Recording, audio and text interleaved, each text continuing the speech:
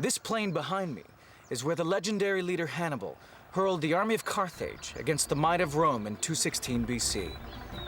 I'm Matthew Settle. Over 100,000 men fought in a battle to the death. Over half of them died here in Cannae. Today, this land is part of Puglia in southern Italy. It's hard to imagine what it must have been like then. But now, with new video game technology, you are about to see this great battle as never before. The vast numbers of soldiers, the troop formations, how they fought, and how the battle was won.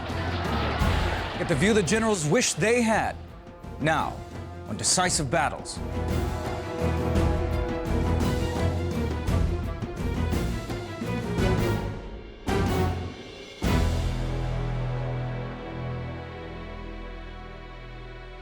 This is all that remains of the Roman town of Cannae. But 2,000 years ago, these fields saw Rome's mighty legions battle against one of the greatest military minds in history, Hannibal, commander of the armies of the great trading city of Carthage.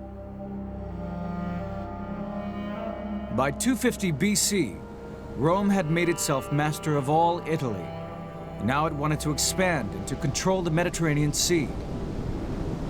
But it had the wealthy city of Carthage on the north coast of Africa to contend with. The problem wasn't that the Mediterranean was too small for two rival powers, but the problem was that Carthage had designs on Sicily and Spain, and Rome had designs on North Africa. For 24 years, the two great powers fought a bloody war for control of Sicily. Carthage was defeated and Rome imposed crippling terms for peace. Hamilcar, the Carthaginian general in Sicily, was furious. As sacrifices were being made to the gods, he brought his 9-year-old son to the altar and made him swear an oath, never to be a friend to the Romans. That young boy was Hannibal, and he never forgot his promise. When Hamilcar died, power passed first of all to his son-in-law, Hasdrubal, and then when Hasdrubal himself was assassinated, it passed to his son, Hannibal. Carthage is now in debt. It's got to pay the Romans off money every year. It's lost a lot of its territory, so they decide to create a very solid, very wealthy province in Spain, and also a very strong army. Rome was worried by the recovery of Carthage and was just waiting for an excuse to strike again at its old enemy. When Hannibal attacked a Spanish city loyal to Rome, they saw the perfect excuse to go to war. But Hannibal decided to attack first. Hannibal works out that the only way to defeat Rome is to go right to the center, to go to Rome itself, go to Italy, and beat the Romans there. Hannibal's strategy is one of the clearest cases in history of attack being the best form of defense. In 218 BC, he began his march north through Spain with an army of 100,000 men and 37 elephants. Then Hannibal did the unthinkable. He crossed the Alps into Italy in the dead of winter.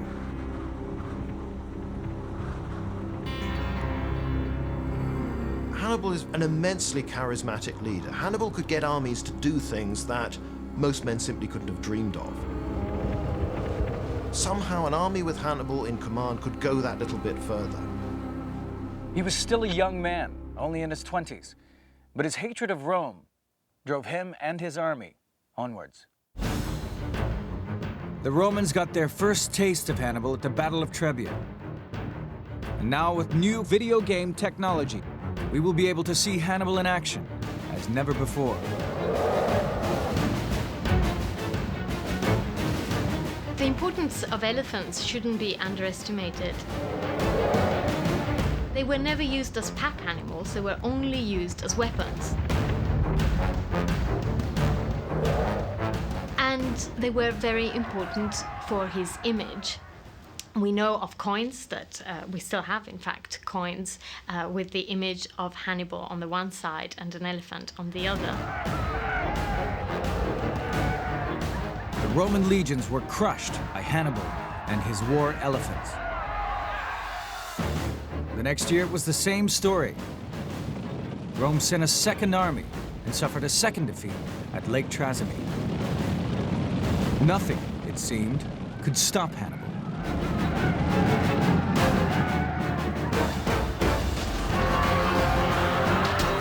his army rolled on south, through Italy, and rested here on the Adriatic Sea. Hannibal was now less than 100 miles from Rome. He had already killed or wounded 100,000 legionaries. In desperation, the Romans decided to gamble everything on one great battle. They committed 8 legions, 70,000 men. The Romans decided that they were going to go for broke. They were going to create a massive army, twice as big as anything that had faced Hannibal before, and simply smash him.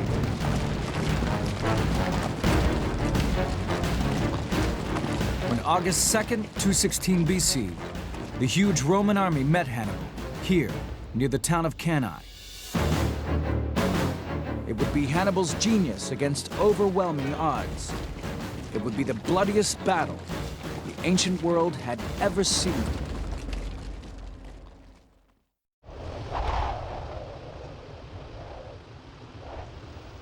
The hot wind blows off the plain of Cannae, just like it did 2,000 years ago.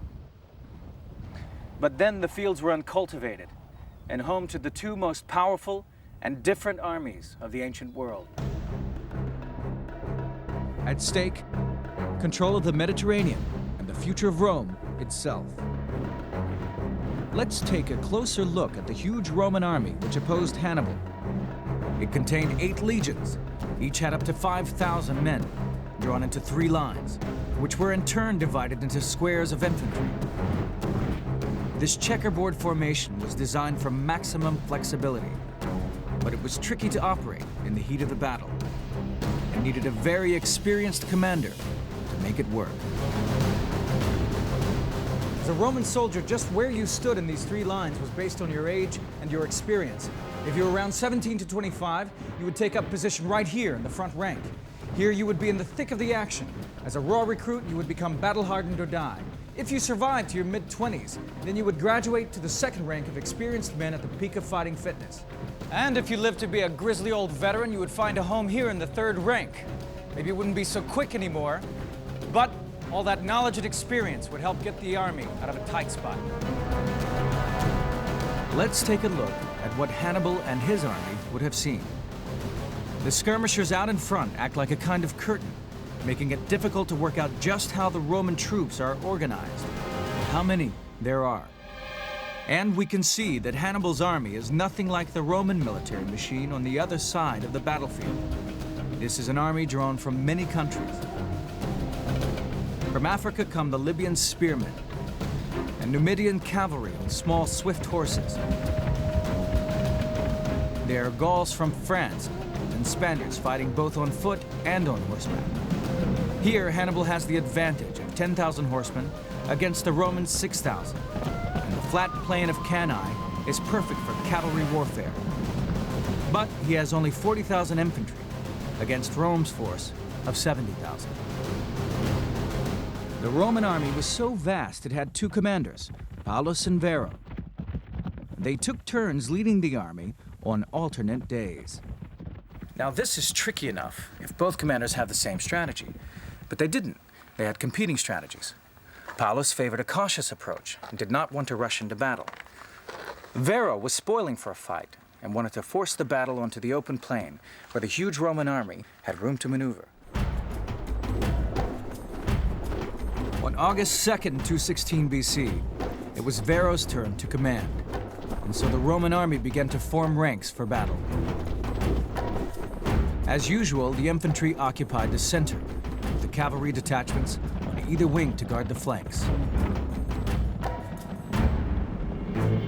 We can never know exactly what was going through Varro's mind, but he decided to change the normal battle order. He ordered the Roman ranks to be made much deeper. There were fewer gaps and hardly any option to change formation. Either through great wisdom or utter folly, the consuls had agreed to stack the legions to create depth and shock with the idea they could just burst through the Carthaginian army. They had given up flexibility in exchange for power. And so Hannibal devised a trap. He massed his Gauls and Spanish troops in a crescent formation that curved outward towards the Roman lines. He seemed to be inviting an all-out attack on his outnumbered force. Even his own soldiers must have wondered what he was up to. He had placed himself at the most vulnerable part of the line, at the center, where the fighting would be fiercest. They had to hold the advance of this huge Roman steam river. He was there to encourage what he knew to be the weakest part of his line. To some extent, he may have been appealing to the sort of emotional, the warrior culture of the Gauls in particular, who made up a lot of these units. This was a culture in which you were supposed to excel, do the spectacular, to stand out in front. Strangely, Hannibal had left his best troops, the Libyan spearmen from North Africa, in reserve on the flanks of his army. But Hannibal knew exactly what he was doing. He had a plan. Almost 130,000 men and 16,000 horses were squeezed into this battlefield just over 2 miles square, beginning where the tree line marks the river, and ending here at the hill of Cannae. Suddenly, there was a frenzy of movement. The skirmishers ran forward. The legions advanced in step. The men of Carthage, outnumbered 2 to 1, braced for impact. The Battle of Cannae had begun.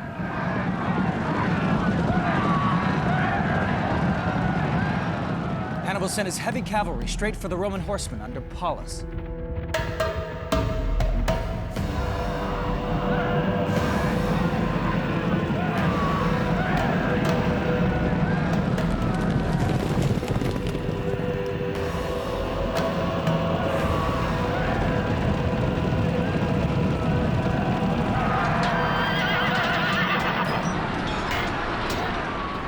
The fighting was fierce and brutal. Meanwhile, Hannibal's Numidian cavalry charged the Roman left wing under Varro. While the cavalry battled, the 8 legions of Roman infantry rolled forward towards Hannibal's position.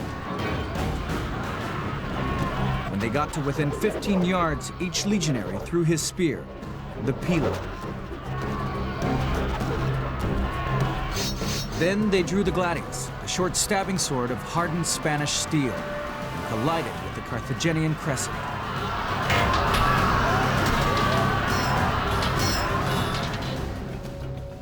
This is a replica gladius and shield. The shield was used for battering an opponent, quickly followed by a thrust. The shield alone weighs 22 pounds.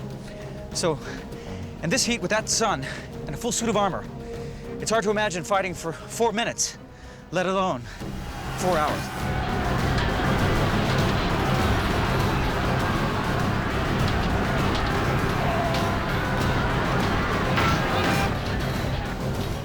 Modern reconstruction of weapons efficacy tell us that a muscular man with a gladius can wield more thrusting power, more killing potential than a spear or an arrow or any other ancient handheld weapon or missile. The sheer weight of Roman numbers was irresistible. Hannibal suffered dreadful losses as the legions hacked their way deeper into the center. The Roman juggernaut seemed unstoppable. Hannibal and his men were hanging on by the skin of their teeth. Defeat seemed inevitable, but Hannibal was about to spring his trap.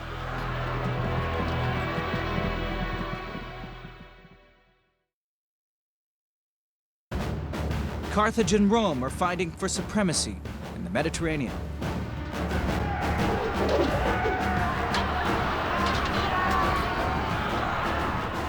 Things were looking desperate for Hannibal as his men were hacked down all around him, and the legions were pounding into his army like a battering ram.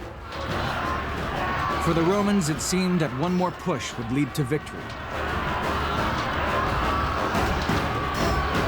But they were blind to the growing danger all around them. Now it became clear why Hannibal had adopted the crescent formation. As the Roman advance was sucked into the center of the crescent, the Libyan spearmen on the flanks wheeled round from both sides to catch the Romans in a vice.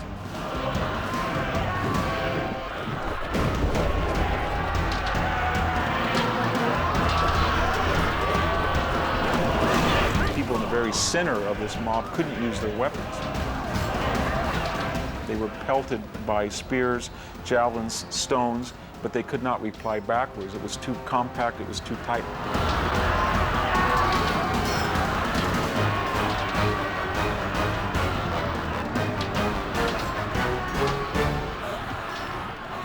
The Romans are a big crowd. It's like people streaming out of a football match. They can't see what's going on.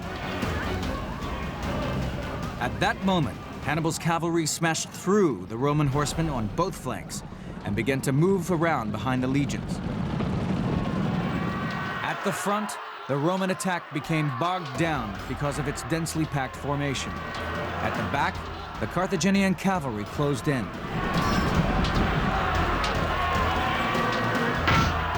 The trap was sprung. The vast army of Varro and Paulus was completely encircled.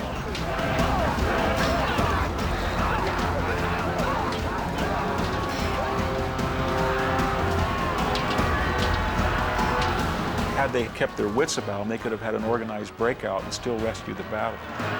So what happened? Fear happened. Emotion happened. Panic. It was a matter of spirit and land and fear and all of those other emotions that explain why one side wins and one side loses. Both of the Roman commanders were in the thick of the action, commanding cavalry detachments. Paulus, who had never wanted this fight, was knocked from his horse. He sat down on a rock, nursing a head wound. His officers urged him to leave, as Hannibal's army was just moments away. He refused, and seconds after they left, died in a hail of javelins. And Varro, who had been so keen for combat, he escaped back to Rome and was forgiven for his defeat. No matter how unwise Varro's decisions might seem in retrospect, to the Romans at least, they're not going to criticize him because the great trait of all Roman commanders is aggression. You gotta remember that at Cannae, what happened should not have happened. Military strategists could not envision that a numerically inferior army could surround in a concentric manner on both sides a numerically superior force. So the very idea that someone like Hannibal could pull that off was just audacious and should not have happened. By nightfall, Cannae was a field of blood and tangled limbs. The actual fighting had only taken 4 hours, but nearly 50,000 Romans and 10,000 Carthaginians were slaughtered. That's roughly 200 men each passing minute. Nearly 1/3 of all Roman senators, the men who governed Rome, lay slain or captured. This was the worst defeat ever suffered by Rome. Cannae seems almost the perfect victory. A smaller but much better army takes on a very big, very strong opponent, and on an open plain, there's no ambush, there's no surprise. Hannibal, just by using his own skill and the quality of his men, overcomes this greater army, and doesn't just overcome it, he virtually destroys it. News of the defeat terrified Rome. The city was now at Hannibal's mercy. But he refused to march on it. His generals just couldn't understand. The way was now open. Why not finish off the Romans once and for all? The answer may simply be, in part, exhaustion. Hannibal's fought the hardest battle of his life. He's lost a lot of his friends. He's lost a big chunk of his army. But even more importantly than that, marching straight on Rome would have been a big gamble. He didn't have the sort of army that could have coped with besieging Rome, starving it into submission or directly assaulting it. He didn't have the force to do that. Instead, Hannibal led his army around Italy for the next 14 years. Too weak to conquer Rome, too strong to be defeated in battle. He'd struck 3 hammer blows to the heart of Rome, and still she had not fallen. Her revenge would be terrible. A revitalized Roman army attacked Carthage. Hannibal was summoned back to organize the defense, but was defeated at Zama in North Africa. He was forced into exile. But still Rome pursued him. Finally, in what is now Turkey, he took his own life poisoning himself to avoid Rome's assassins. Hannibal was 63. The Romans thought they were rid of him for good, but he lived on in legend.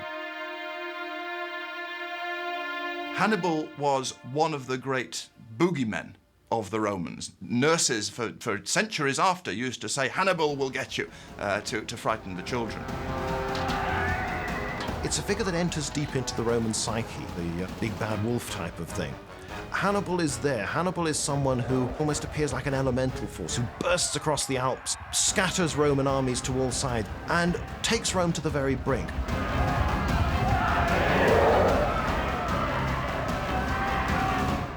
Hannibal had kept his oath to his father and his gods, but in failing to destroy Rome, he succeeded in making it stronger. The Romans learned a bitter lesson and reorganized their armies. Within 50 years of Hannibal's death, they would wipe Carthage from the map, plow up the ground on which it stood, and sow the earth with salt. But they could not wipe out the memory of Cannae. Hannibal had written that in Roman blood.